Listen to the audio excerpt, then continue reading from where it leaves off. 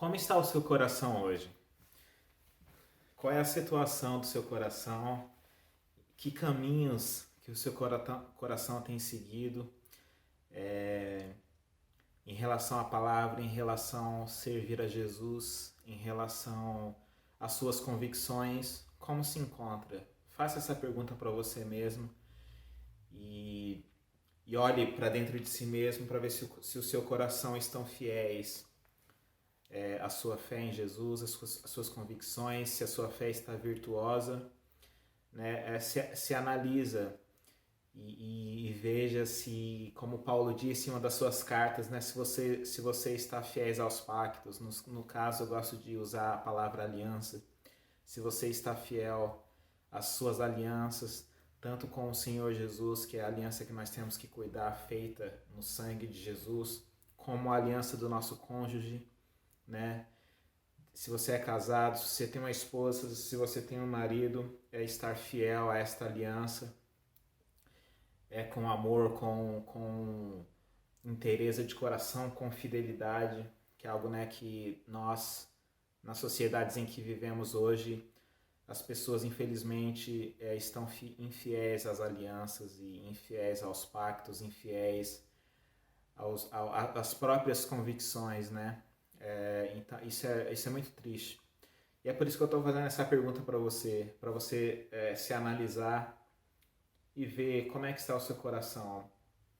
Que a palavra do Senhor diz na primeira carta, na carta do apóstolo Tiago, que foi um líder da igreja em Jerusalém, que ele diz que um homem de coração dobre e inconstante em todos os seus caminhos, e aquele que duvida é como a onda do mar jogado de um lado para o outro. Então, se você é inconstante no seu coração, você oscila e você não tem um foco.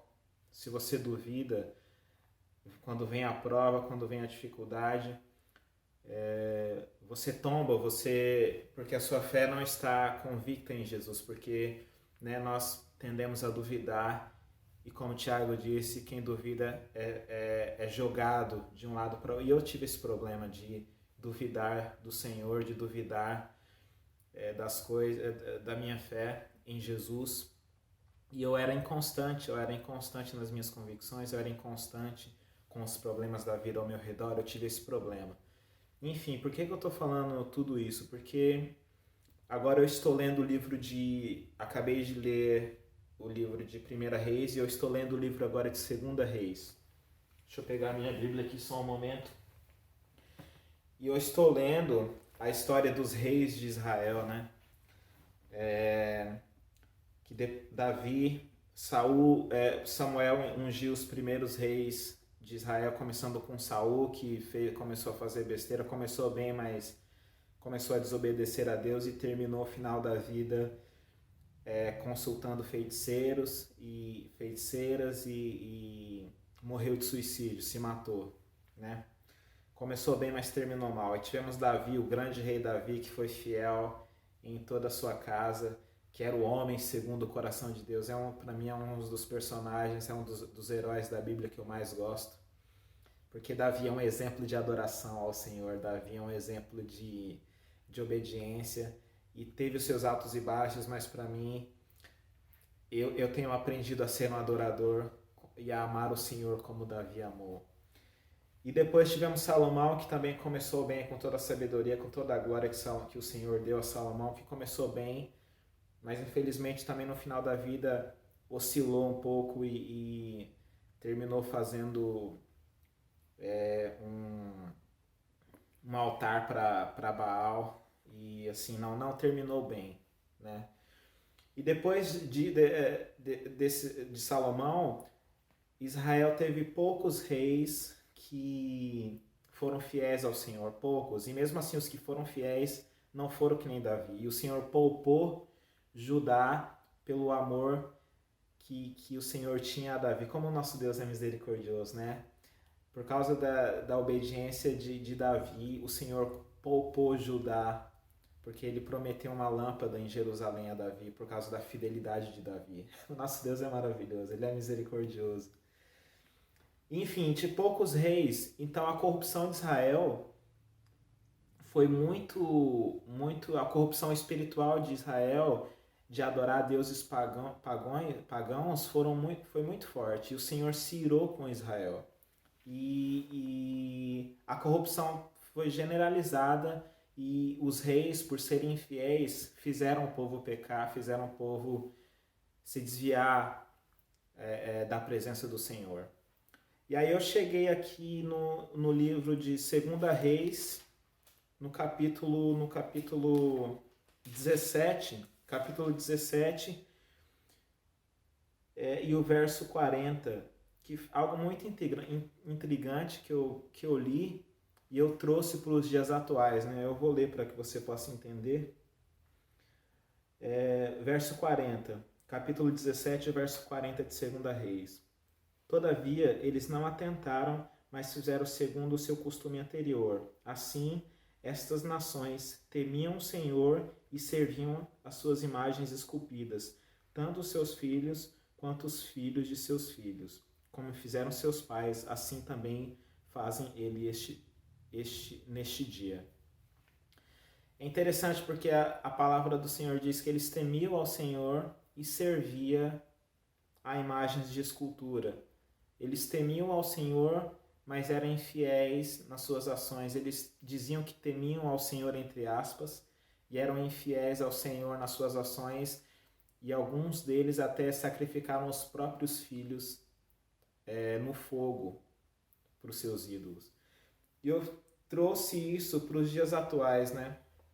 Quantas vezes nós dizemos que nós confessamos a Jesus com os nossos lábios, confessamos que amamos a Jesus, cantamos canções que amamos o Senhor e o negamos com as nossas ações. No íntimo do nosso coração nós o negamos e dizemos que tememos a Jesus, dizemos que tememos ao Senhor e com as nossas ações negamos a Ele, não tendo um estilo de vida que lhe agrada, sendo exercitado pelas obras da carne, ao invés de sermos guiados pelo Espírito Santo.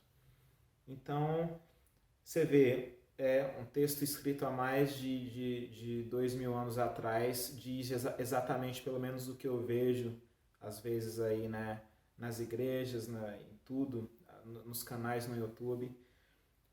Nós cristãos confessamos a Jesus, mas o negamos com as nossas ações e não temos um estilo de vida em santidade, em arrependimento, né?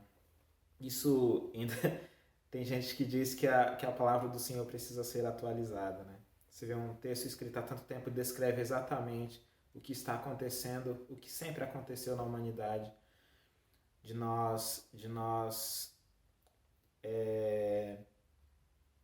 servimos a Deus somente com palavras, né? Como disse João na sua primeira carta, se eu não me engano, não amemos de língua nem em palavras, mas por obra e em verdade. Se você ama Jesus, se você quer servir a Jesus, prove nas suas ações, prove nas suas obras que você ama Jesus, prove na sua fé virtuosa e ativa que você ama Jesus, tendo um estilo de vida que agrada o Senhor, tendo um estilo de vida que o Senhor aprova, que o Senhor... Claro, e com a ajuda do Espírito Santo, porque nós não conseguimos fazer isso sozinho.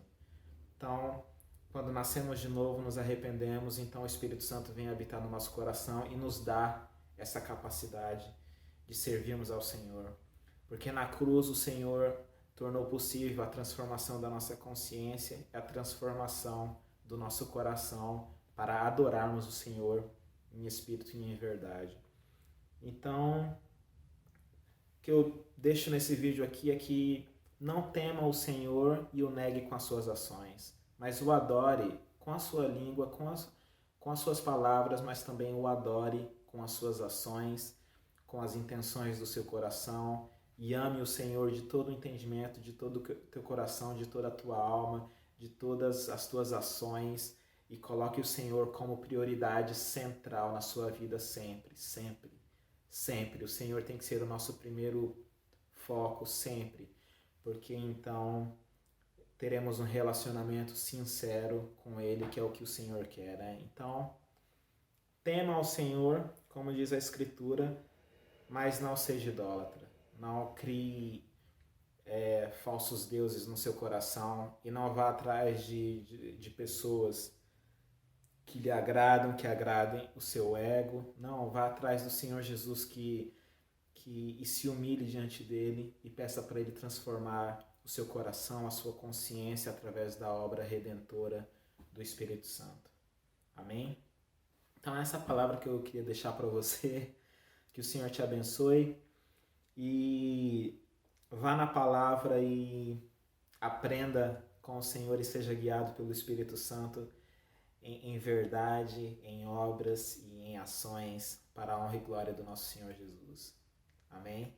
Que Deus te abençoe, um beijo no coração e até o próximo vídeo. Tchau, tchau.